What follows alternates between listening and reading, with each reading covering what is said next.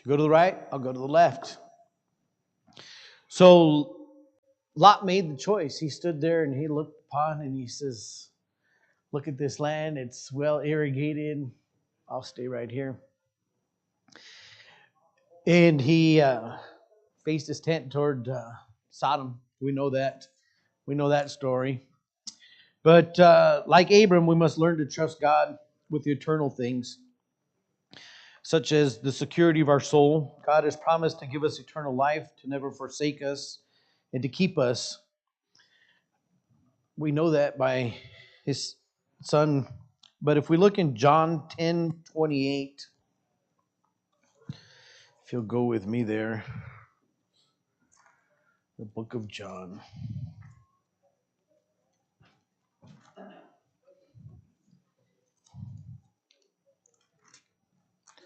10:28.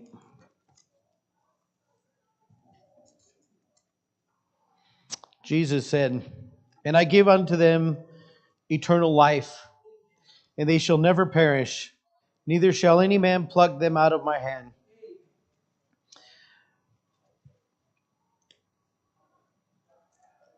If we would know peace and joy, we must learn to trust his promises.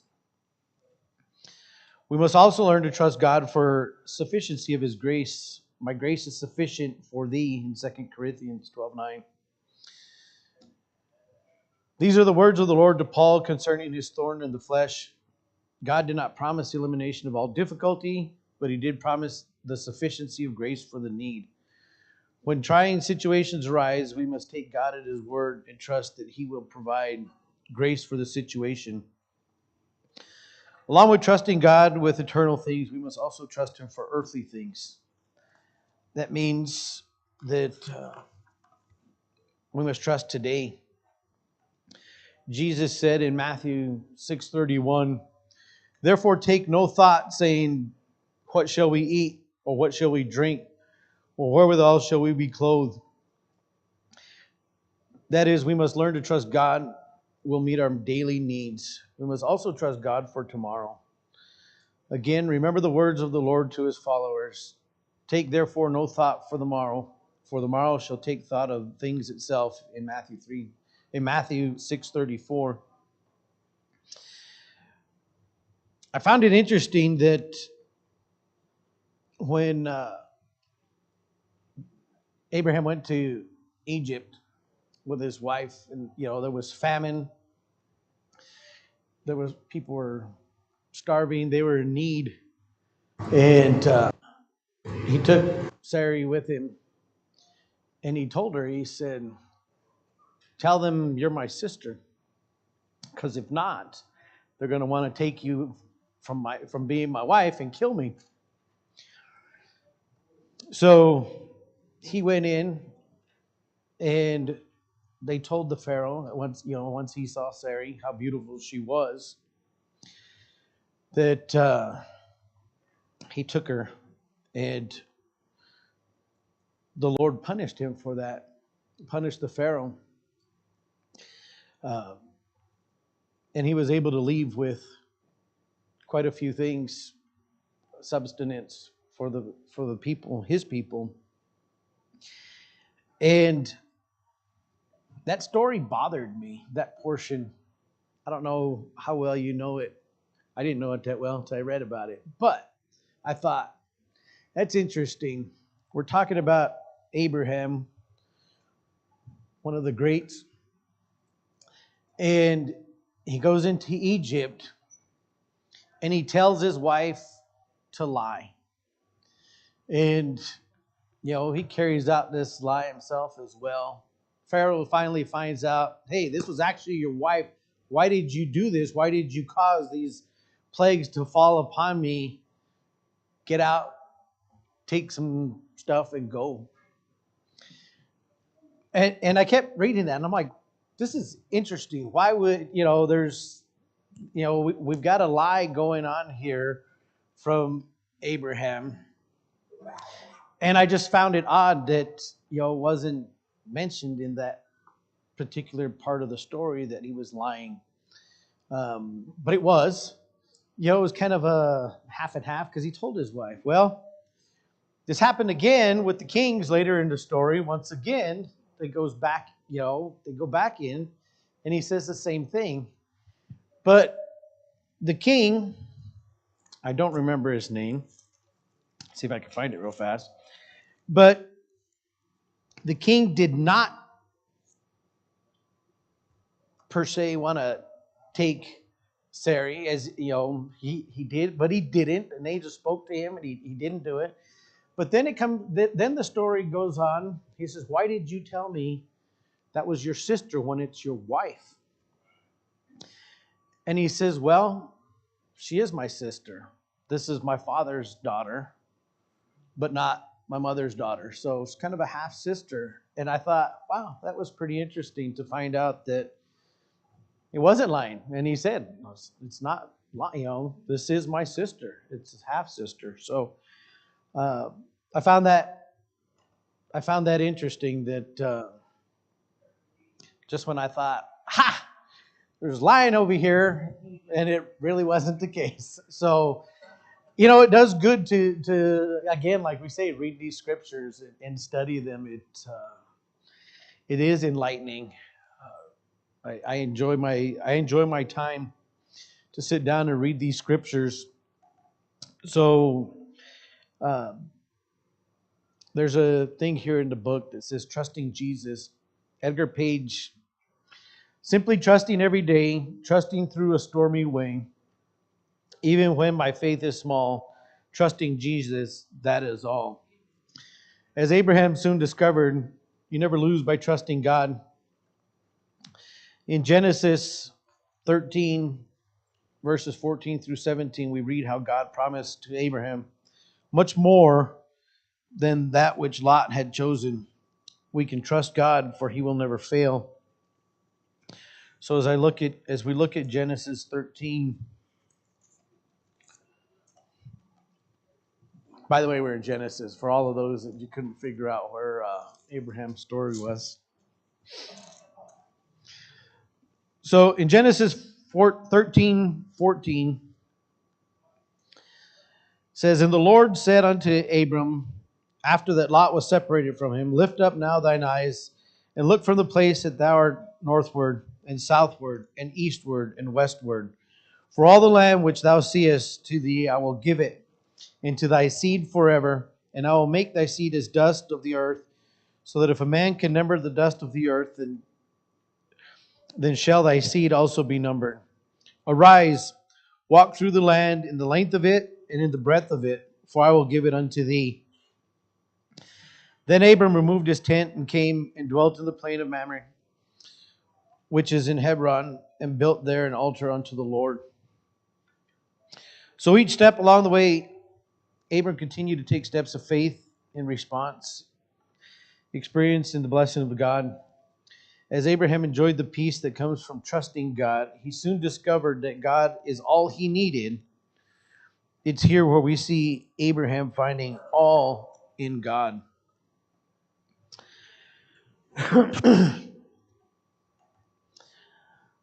I am thy shield. God has promised God's protection. As we follow and trust in God, he will protect us from Satan. In Job's life, we read that God had placed a hedge about Job to protect him. The enemy had to obtain permission to even raise his hand against Job. God had to tell Satan, "What about Job?" And Satan told him, he says, "Well, he's yours." And God told him, "Go ahead. Try to make him change his faith toward me." And God will always protect us from straying. As we trust him, Isaiah reminds of how God will direct us. "And thine ears shall hear a word behind thee, saying, This is the way, walk ye in it. When ye turn to the right hand, and when ye turn to the left," is in Isaiah 30:21. God will protect us from sin. If you were to read the prayer of Jabez according to 1 Chronicles 4:10, you'll see that he asked God to protect him from his sin. and God granted his request. So Abraham discovered that God was more than just protection. He was also provision. And he tells him, and I see exceeding great reward in 15:1. After these things, the word of the Lord came unto Abram in a vision, saying, Fear not, Abram, I am thy shield and thy exceeding great reward. Whatever the need, God will be that to his children. It has been said that God says to his children, I am blank. You fill in the blank. He's whatever we need. He's food, shelter, protection, life everlasting. We have this altar here behind me. If we are in need, that we can come up and talk to God. It's not always just a simple, I need an extra $5. Sometimes you'll get an opportunity to go make that $5 or whatever it is. But we must always remember just to turn to God when we need things. He'll provide for us. We must have our faith. In section 4 of the book, his relinquishment. Relinquishment. So Genesis 22:9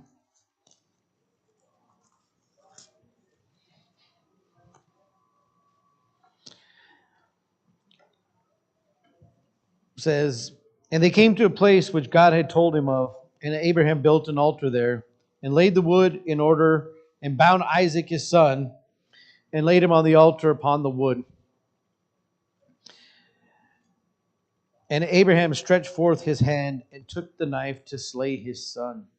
We know this story. Abraham was 100 years old when he had his firstborn son.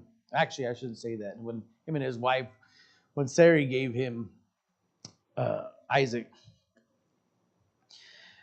And, if God says he'll do something, and the scriptures here tell us he is all our needs. When he told Abraham, you will have a son, and he told Sarai that she would bear that child for him, they both kind of laughed.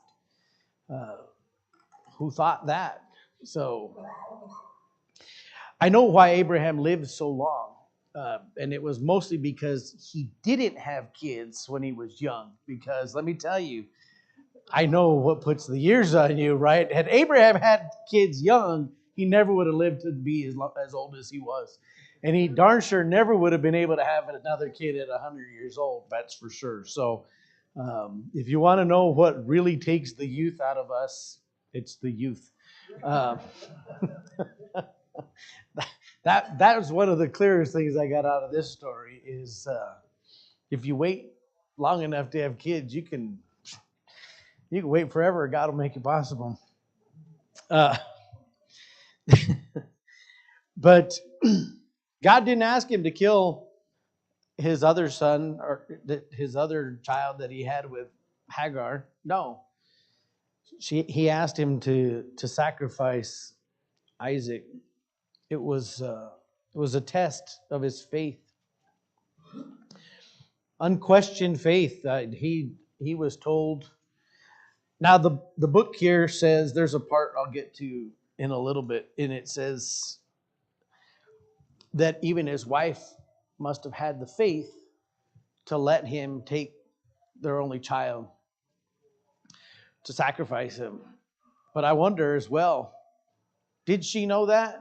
Obviously Isaac wasn't told that, because as they were at the mountain, Isaac asked him, as they're gathering the wood for the altar, he says, well, where's the lamb?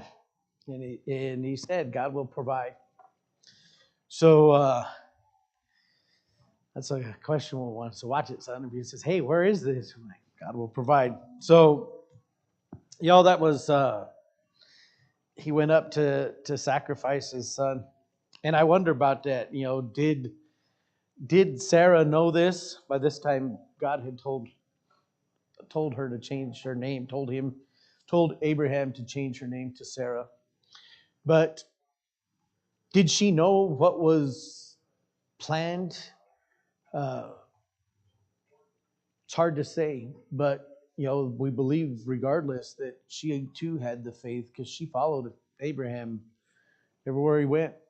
She didn't question. Although I do see signs of the typical jealous wife syndrome. When Isaac was born, he said, "Get that other kid and that other woman away from me. This is our children." So she still managed to run the household there. Every now and then she'd crack the whip and tell him, "I don't think so. Get her out of here." First it was you could have my servant, but when God gave her a child, she says, "Get everybody away from me." So, just as Abraham was going to sacrifice his only son, God stopped him. And, that was the test. So that was the crowning moment in Abraham's life as he, experiences there at Mount Moriah. And I could never imagine trying to harm my son like that. And like I said, I think about these just from the beginning of the story where he was told to leave, what he went through, unquestionable. He never questioned God. He did what he was told, and he was for sure given what he was promised. Many children. He lived to be 175 years old. Had many children. It's incredible what God can do for us when we have the faith. We must yield all to God. So as the account of this great Moriah experience opens, the first thing we note is when God spoke. Abraham heard immediately and responded. So God has our attention. I know I haven't been going by the book so much, but there's one of your words there, attention. God has our attention. It's easy to allow the cacophony of voices in the world to deafen our ears of the voice of God, but not Abraham. His ears were tuned to hear that still small voice which spoke. Abraham not only gave to God his attention, but he also had to give God his affections. The voice of God is very plain in the direction it gives. Take now thy son, thine only son Isaac, whom thou lovest, and get thee to the land of Moriah, and offer him there for a burnt offering. In Genesis 22:2. In obeying this command, Abraham was required to allow God to take preeminence over two great loves in his life. First, Abraham was required to relinquish to God his boy, his only son Isaac, whom he loved. We must always be careful to make sure our affection for our children never surpasses our allegiance to God. Abraham willingly yields this affection to God. But in obeying this command, Abraham must yield to God a second affection, that is his bride. It seems to me that Sarah would not have been thrilled. This was what I was saying about taking her only child.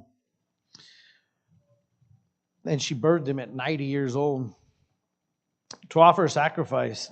But for Abraham, it was a matter of priority. God came first, and Abraham yielded his affections to God. Finally, we see Abraham gave to God his aspirations, wrapped up in Isaac were all the dreams and visions Abraham had for the future. This was his only son. Abraham was now more than 100 years of age. He had waited for his son for decades, and God was asking him to sacrifice it all, and Abraham yielded his dreams to the future, to the will of God. So in the words of a song that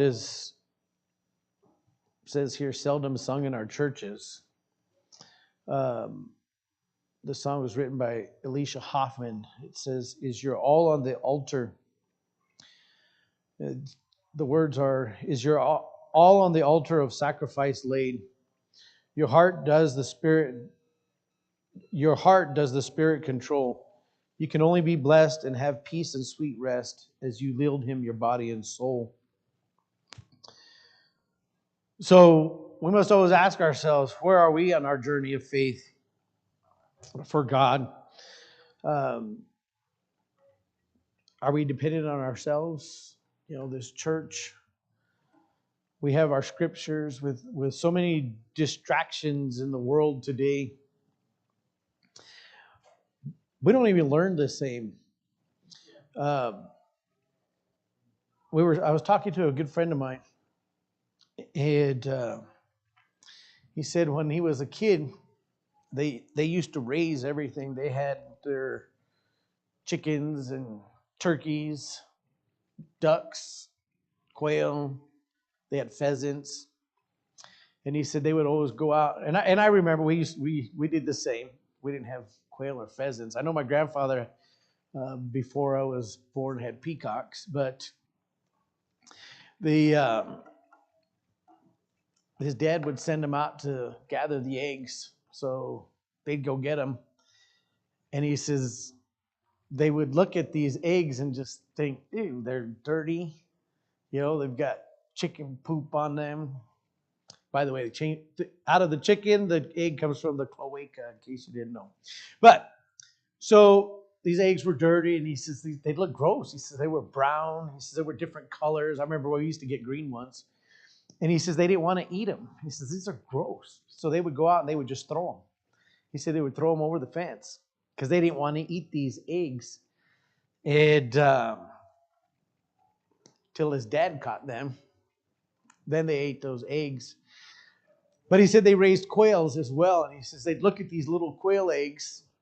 I don't know if you've ever seen them. I've seen them before. They're like baby blue little speckles. And he said him and his brother would get these eggs. And he says, we can't eat these. How are we going to? He says, this isn't enough to feed anything. He said, so they would take those eggs and put them up on the block wall and shoot at them with their BB guns.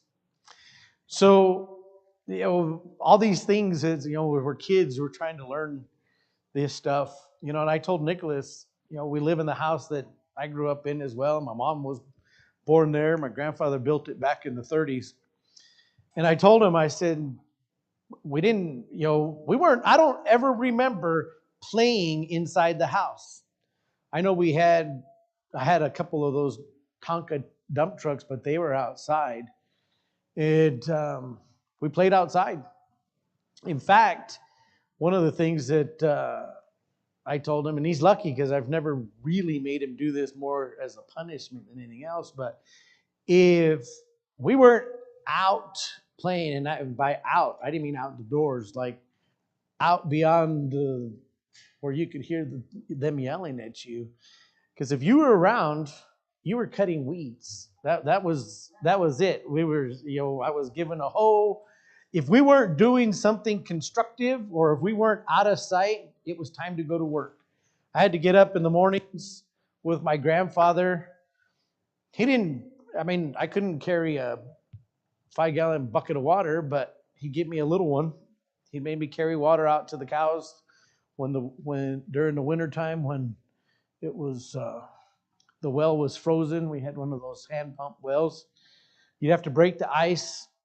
I'd come back, trying to carry that bucket, and my leg would be frozen from the water, the ice that would be on us. But Nicholas calls me at times, hey, Dad, which one should I get if I send him to the store for something? Where's that? Oh, don't worry, I'll just look on my phone. And I see this. People don't know where they're going anymore.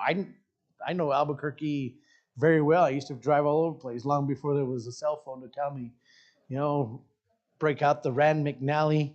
If Dad sent me to the store and said, hey, get bread, and the kind of bread that we got was out, I made the choice. I didn't get to call my dad and say, hey, they're out of Wonder Bread. Do you want wheat? Do you want this brand, that brand? what do you want? It was, I had to make the choice.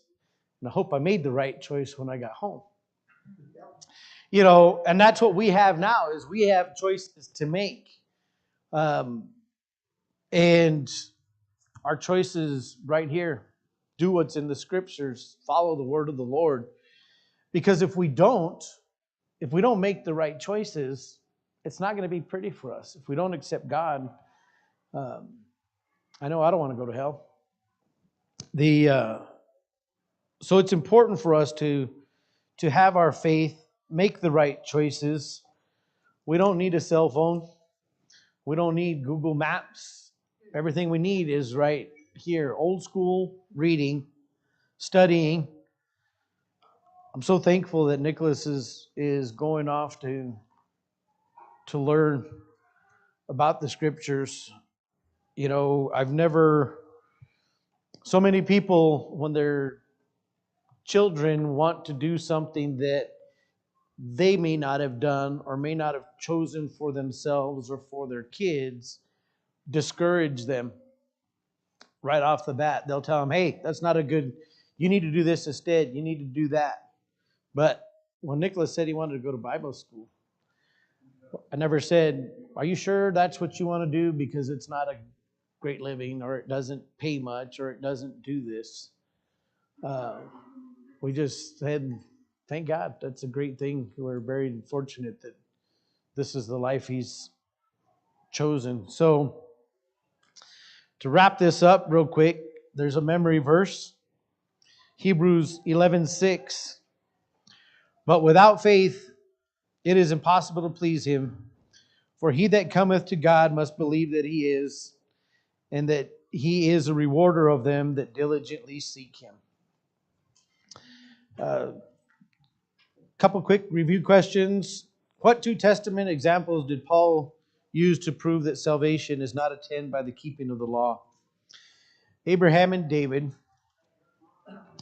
The appeal to comfort salvation is always accompanied by what?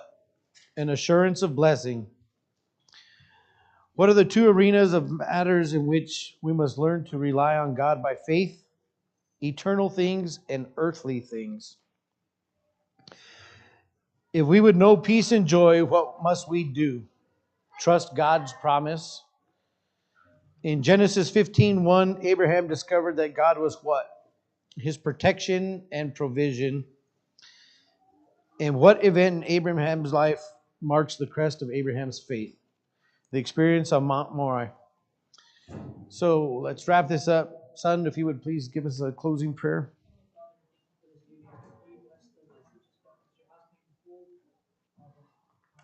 Anybody here that hasn't trusted Christ as their Savior, that they still that today, God, truly bless for all of the God and Son, God, that today we celebrate the birth of our Lord and Savior. We ask and pray that you guide us to be in your will every day. In Jesus' name, amen. Amen. Merry Christmas, everyone.